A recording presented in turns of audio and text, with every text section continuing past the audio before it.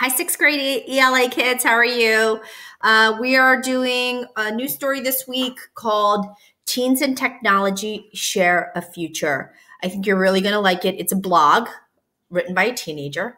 And the skill of the week is going to be author's claim and author's perspective. So I'm going to go ahead and run through a quick lesson so that you have some idea on how to answer the questions. Comprehension questions will have these skills as well as the quiz. So make sure that you know. And again, I have linked in for you this Prezi without me here.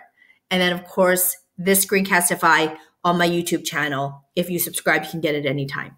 All right, let's get through this lesson. So first point that we want to make is that the author's claim. What is the author's claim? It is the main argument that the author is making. And another way you can describe it, or sometimes you might hear it, is author's viewpoint. And really what it is what is the author trying to say or prove? And I think that word prove is really important. It's the statement or the point. Sometimes you might hear it later on in life as writing a thesis statement. And a thesis is also very similar to an author's claim, okay? Let's keep moving forward. I have a couple of really funny little videos. I think they're hilarious. And these are examples of like a court case, but they're making a claim. And I want you to see if you can spot what the claim is, all right? Or what isn't a claim. All right, let's watch the first video.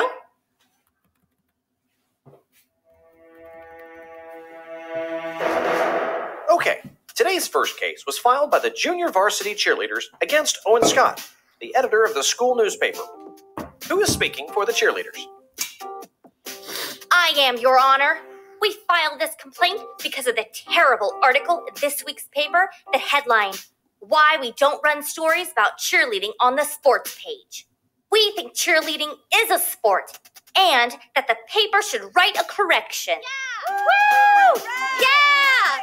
Woo! Mr. Scott, what do you have to say about this? The article is not about whether cheerleading is a sport. It only explains why we don't run stories about it on the sports page. Let's take a look. Here's why we don't run articles about cheerleading on the sports page. 1. There are no final scores to report for cheerleading. 2. There are no conference standings for cheerleading. Are those facts? Facts?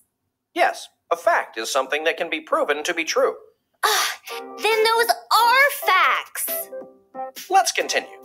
The stories that appear on the sports page should include scores and standings. Is that a fact? It is, Your Honor. It is not a fact. It is the opinion of the editor that the stories on the sports page should have scores and standings, but that is only his opinion. Agreed. That is an opinion. It can't be proven true like a fact. Finally, it says here, last summer, a judge ruled that college cheerleading cannot be considered a sport. The part about the judge's ruling is indeed a fact. But the part where you say, it is unlikely cheerleading will ever be recognized, can that be proven true? I guess not, but It seems like you made a reasoned judgment here. That's right. He drew his own conclusion based on the fact, but another person might not make the same reasoned judgment. I rule for the cheerleaders. We won! We won! do I have to write a retraction? No. What you write in your paper is your business. What? What does he have to do then? Owen, I sentence you to perform with the junior varsity cheerleaders at the next basketball game. Perform? Yes, as in cheerlead. With the cheerleaders. I hope you're in good shape. I understand this is one tough sport. Or not a sport. Or whatever it is.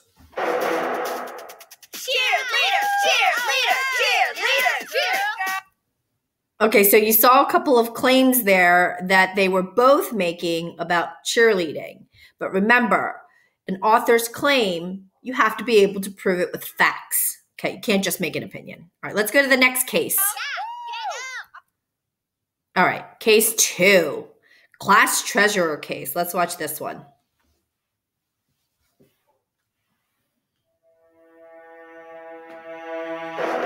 Looks like we have a political case on our hands today. Jeremiah Piccolo versus the Thelma Tuckerson for Treasurer campaign. What's this all about? I'll tell you what it's all about. Their campaign put a copy of this open letter to all students in every kid's locker. And sending letters and such is a common campaign practice. But this one is full of lies. There's no evidence for half of the claims it makes. Let's take a look. An open letter to all students. Jeremiah Piccolo is not the right person for the job of class treasurer. A class treasurer should have experience in student government and be very good at handling money. Jeremiah Piccolo is neither of these. Right there! They're making a claim that's not true. Let's see if there is any evidence in the text to back it up then. It is a fact that he has never held a class office. In an interview with the school newspaper, he said he has never run for a position before. He has no experience as a treasurer. Is that true? It is true that I've never been a class officer, but it's not true that I don't have experience as a treasurer. I am the treasurer for the swim team. Well, we didn't know about that. Still, you made a claim here, and then you did not provide any evidence to back it up. It gets worse. What's more, we have heard from several people that he routinely loses his lunch money or spends it all on desserts. Please consider voting for Thelma Tuggerson for class treasurer. Well, where is your evidence for this? I heard it from Jenny, who heard it from Shelby, who talked to Macy, who said Kate told her all about it. Seriously? I mean, seriously? Your Honor, I've lost my lunch money one time in 10 years, and it was when I was in first grade. This says routinely, as if I do it every day, and I have no idea where that claim about desserts came from. I just told you. That's all rumors and hearsay, Thelma. You have no real evidence of these claims at all. I rule for Jeremiah. This letter's lack of evidence is irresponsible. Oh, I had a bad feeling about it when we were making the copies. What do I have to do? I want you to write a new letter explaining all of the false statements in this letter, and I want to see a copy of it before you put it in everybody's locker. Seriously? Seriously. Oh, yeah! Okay, so in that one, you heard the claims that she was making. She couldn't back it up. So remember, you have to be able to prove it. It has to be true. You can't just make it up, all right? Very important. All right, let's move on to another little practice here. I'm going to move my face so you can see it. I'm going to read this one to you as a little practice for you. We're going to try to figure out what is the author's point, what is the claim, and where is the evidence to back it up, all right? People around the world must make every effort to recycle. As trash decomposes in the ground, it contaminates the groundwater. The Colorado River is one of the waterways fed by groundwater. The river is a source of water for millions of people. According to an article in Scientific American, those toxins are absorbed into people's bloodstreams and can cause all sorts of illnesses. Recycling keeps the trash out of the landfills. This may keep our water cleaner and healthier. So what is the author's point? And number two, I want you to ask yourself, what reasons does the author give to support his or her point? So let's go ahead and move forward and look, okay? What does the author want you to know? The author wants you to recycle so that groundwater doesn't contaminate your water. He claims, there's that word claims, that recycling will keep trash out of landfills and result in cleaner and healthier water. Now, number two was, where are the facts that provide the evidence to back up his claim, okay, or her claim? In Scientific American, toxins get in people's bloodstream and can cause illness. There's one fact, okay? Fact number two, the Colorado River is a source of water for millions of people. So he's making a claim, and then he's offering facts that obviously they researched to make sure that they can prove or back it up, all right? Let's move to examples of evidence, okay? So how can authors prove their claim, okay? Let's look at 4 things that authors can do. So when you're looking for evidence, when your teacher says to you, where's the evidence to back up the claim? These are the 4 things you're going to look for. You're going to look for logical reasons, facts that can be proved true, quotes from experts, great place to find a fact, and examples that help illustrate ideas. So you're going to read a blog. There's going to be an author's claim in there. If we ask you for evidence, here's what you need to look for. These 4 things, okay? Come back to this slide if you need to know what articles do that can prove their claim. All right, let's move on. The next item that we're going to be talking about is something called author's perspective. And you've heard this word before. I know that you've studied it. It gets very confused with point of view, okay? And you know point of view to be first person, second person, third person, omniscient, or limited. That's different than the author's perspective. The author's perspective is about how the author feels about the topic. It's their opinions and their beliefs. So this is slightly different than claim, because the claim is what the author is trying to prove versus how they feel. All right. So it's like, wait a minute. I can't make a claim if I don't have a feeling about it. Absolutely true. So that's why they're kind of very similar and in this one lesson together. So all persuasive writing presents a main claim. Very important sentence there, which is the author's position or opinion. Okay. So if I say, let's go to this practice, because I think this practice will help you. I think on this little anchor chart, you'll see I'm pointing it with my finger, but I have to use my mouse. Do you see this in green where it says sometimes you can tell if an author is for or against something? That's really important. Okay. Let's go to the next one. When we looked at this example here about this groundwater and contamination, okay, we know the claim, right? The claim is that the author here wanted cleaner groundwater, right? Recycling was really important. That was the claim. You have to recycle. How does the author feel about recycling? Are they for recycling or are they against it? It's pretty evident here that this author's perspective is pro-recycling, okay? Here it is, guys. Here is my favorite thing to say every week to you. Here is the ELA tip of the day. ELA tip of the day. The author's claim reflects his or her own perspective or viewpoint. So if I don't have a feeling about it, I'm not going to be able to make a claim, right? I love dogs. I have a dog. I love animals, okay? So if I make a claim about an animal topic, it's probably going to be pro-pet, right? Because I have a pet. That's how my perspective is going to impact my claim. All right, let's say that you love painting. If you love painting, right, your claim is going to be that painting is good for your mental well-being. Well, if you're anti-painting, you're not going to make that claim. Your perspective is going to impact your claim, okay? All right, let's go moving forward, all right?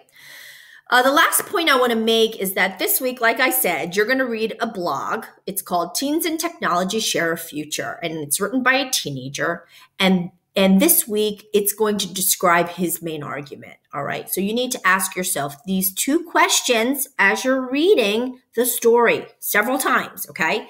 Number one, what is the author's claim? What is he trying to prove? What is this blog trying to prove to you?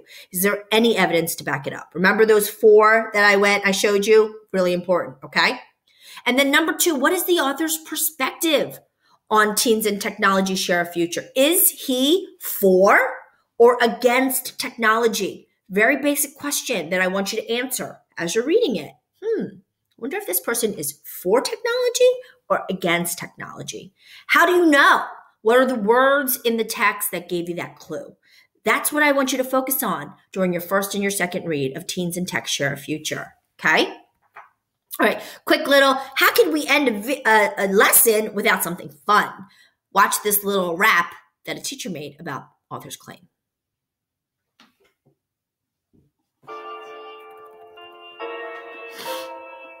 Mr. Woodland knows Mr. Woodland is on point.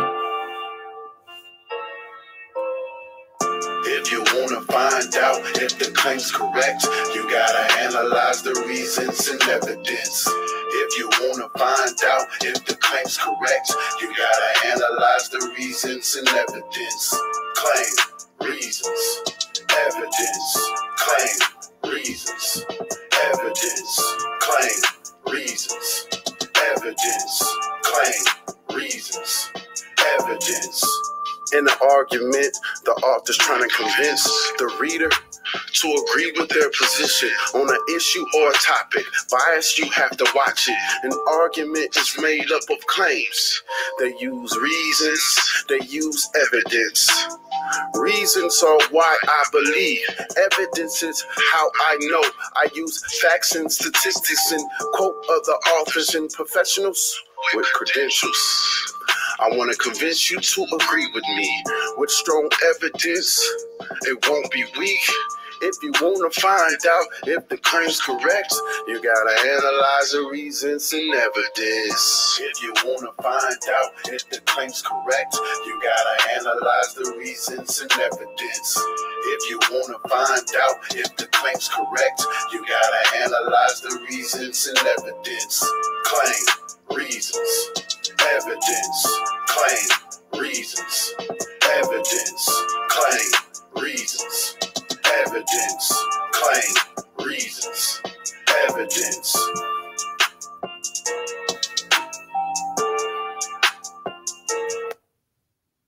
Okay, don't forget, here are the things you're focusing on your first and second read. And then you can always, let me go back. Don't forget about the perspective, how the author feels. Don't forget this tip. Don't forget this. Okay. And then lastly, don't forget, this is really important slide. Okay. Make sure you see that one. Make sure you look at that over and over again. Okay. And then lastly, author's claim. Let's go back to this last slide. Okay. Author's viewpoint. Got to prove it. All right. Have a great day. Have a great week. Remember, check your feedback, check your grade book. Make sure that you contact your teachers with any questions. Have a great week, everybody. Bye.